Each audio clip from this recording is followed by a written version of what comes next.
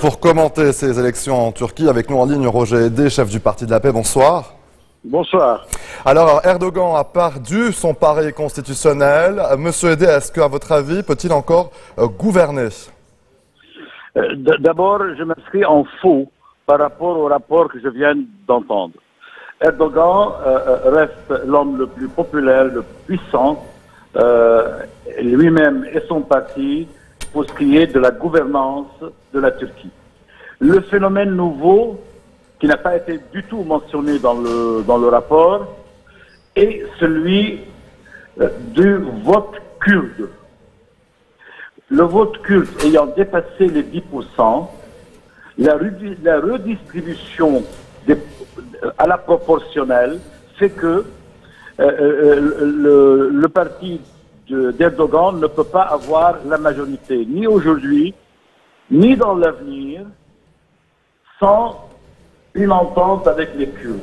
Parce que tant que les Kurdes auront leurs 10%, ils ont eu 11,7%, donc ils ont 78 députés, donc bien plus que 60 députés, il devient impossible de gouverner la Turquie sans s'entendre avec la composante kurde, qui est une composante qui est indispensable de toute façon à la stabilité de la Turquie, puisque c'est la seule région de la Turquie qui peut aller vers la sécession, comme c'est le cas déjà de facto en Irak et probablement très bientôt en Iran.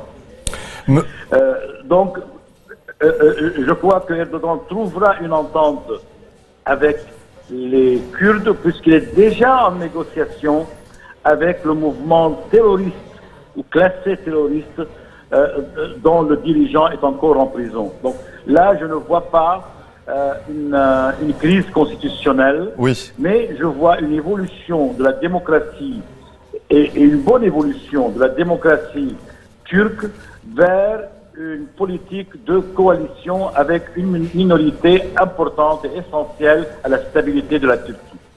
Monsieur Ede, est-ce que la défaite de l'AKP affecterait à votre avis le rôle régional de la Turquie, notamment en Syrie et vis-à-vis justement des Kurdes? Je reviens et je répète, il n'y a pas de défaite.